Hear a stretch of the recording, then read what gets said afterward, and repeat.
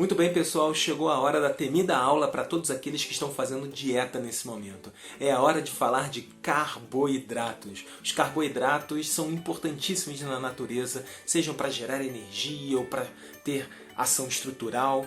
Vamos conhecer um pouquinho sobre essa molécula importante para a vida, certo? Vem comigo!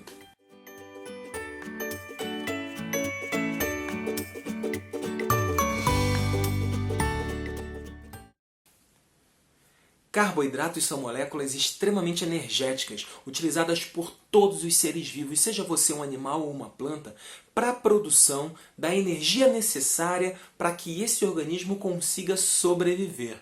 Então, o que eu consigo perceber é que é uma molécula plural, é uma molécula energética e é uma molécula que eu tenho no meu corpo. Carboidratos são moléculas que podem ser armazenadas num organismo animal ou num organismo vegetal, ok? Então, a primeira coisinha que a gente precisa deixar clara para vocês é que você pode escutar o nome carboidrato ou você pode escutar um outro nome, que acaba sendo um sinônimo para essa molécula. Você pode escutar o nome carboidrato ou você pode escutar o nome glicídio. São a mesma coisa. Na verdade, eu estou falando exatamente da mesma coisa. Os carboidratos são importantes e eu vou trazer para você agora o mais importante nesse momento, exemplo de carboidrato. Você quer saber?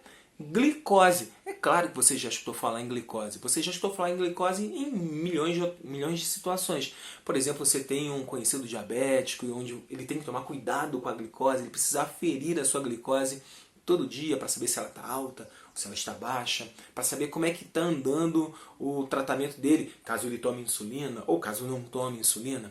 Então, o que a gente precisa conhecer desses carboidratos? Carboidratos são moléculas formadas por, basicamente, 3 elementos químicos: carbono, hidrogênio e oxigênio. O carbono, o hidrogênio e o oxigênio vão se organizar para formar moléculas pequenas, chamadas de monossacarídeos, ou moléculas grandes, chamadas de polissacarídeo. Polissacarídeo é uma molécula repleta de monossacarídeos. Pô, Leandro, não estou entendendo nada, me explica isso melhor. Claro, calma aí, fica tranquilo. Um monossacarídeo é como se fosse o tijolo de uma parede. Quando eu construo uma parede, eu não construo com apenas um tijolo, mas o tijolo é a base, é a unidade fundamental daquela parede.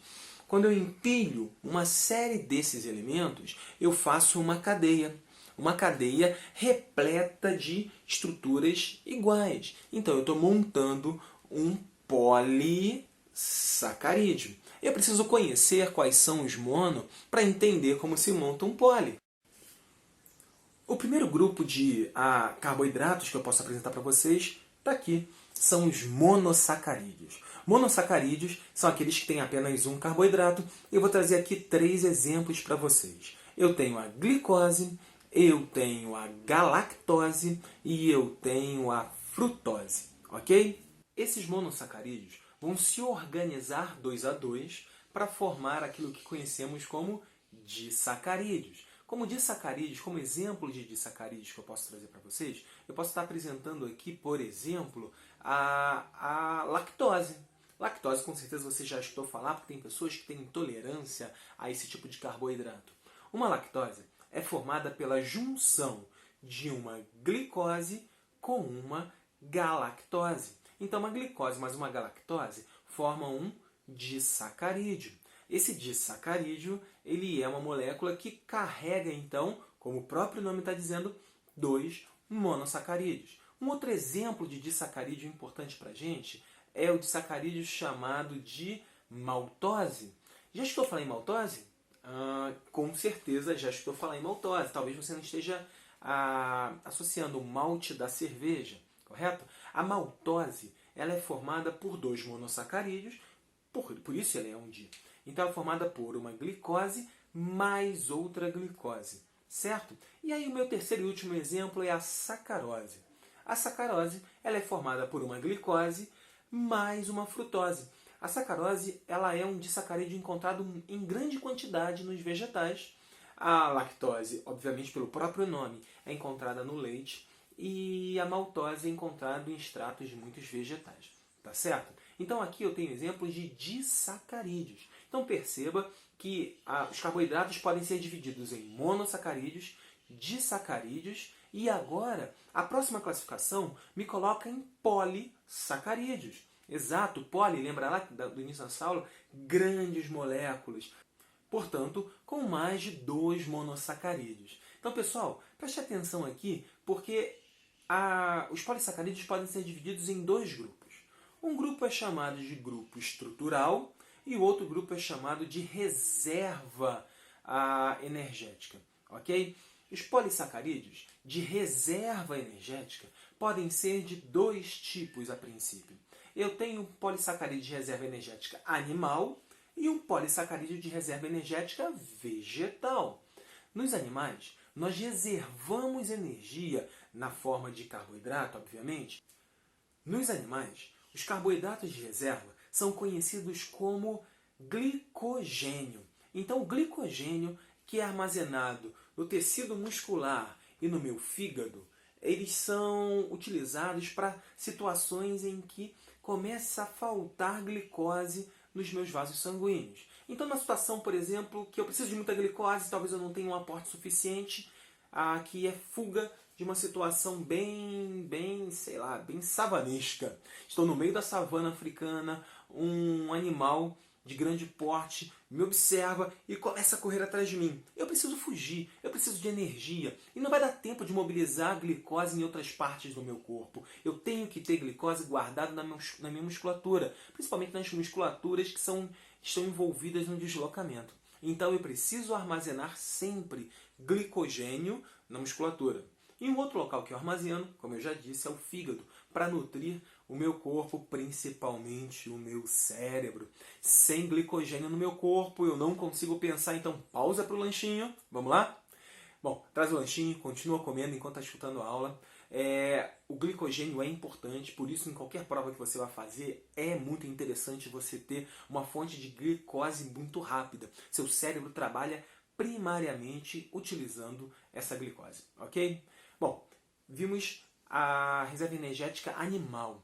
Para a reserva energética vegetal, eu tenho o amido. Você já escutou falar em amido de milho, né? Alguém que já tem um certo traquejo aí com cozinha, certamente já escutou falar em amido de milho.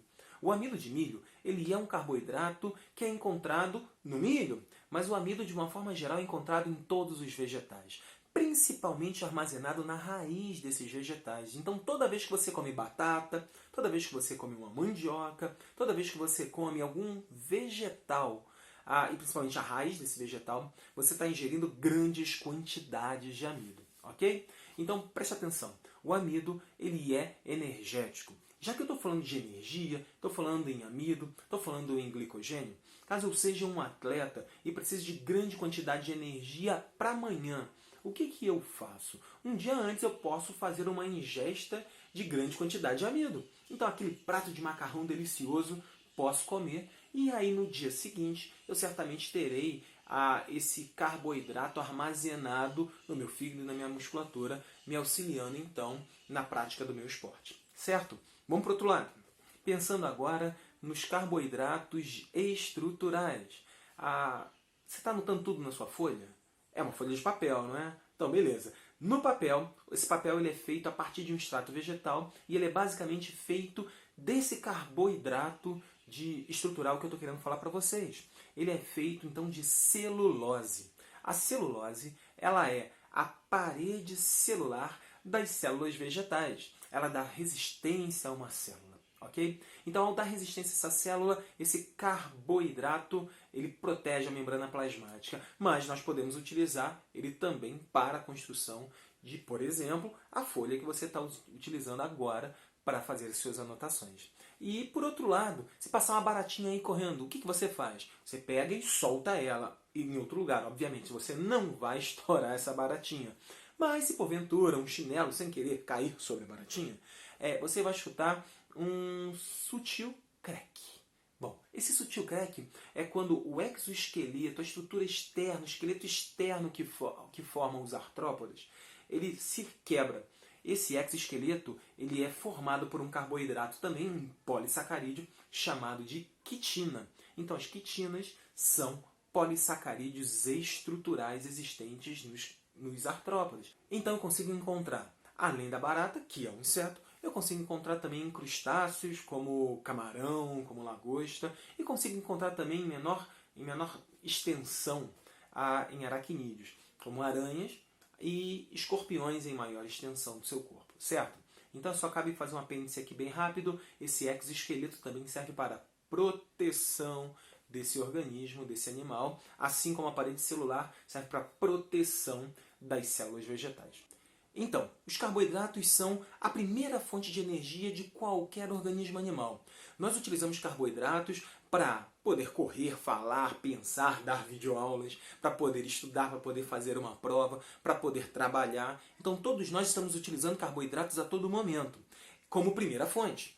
Mas saibam vocês que ela não é, de forma alguma, a fonte mais energética que nós temos. A fonte mais energética são os lipídios, são as gorduras. Bom, e aí você se pergunta, Leandro, por que eu preciso então utilizar carboidrato? Por que eu não vou direto aos lipídios? Por que eu não vou direto às gorduras? Bom, um simples motivo. Os carboidratos são quebrados muito mais facilmente no nosso organismo. E quando eu quebro, eu retiro a energia de dentro dele. Eu consigo utilizar a energia de um carboidrato numa velocidade muito maior do que eu consigo utilizar a energia de um lipídio. E por outro lado, os lipídios são mais fáceis de serem armazenados no nosso corpo, gerando então aquela pochetinha que, por exemplo, você pode ter, gerando então aquela celulitezinha que você porventura possa ter também. Cara, pochetes, celulites e outras ites de acumulação de gordura que nós possamos ter, são extremamente naturais e são importantes para a gente para um momento em que falte carboidrato.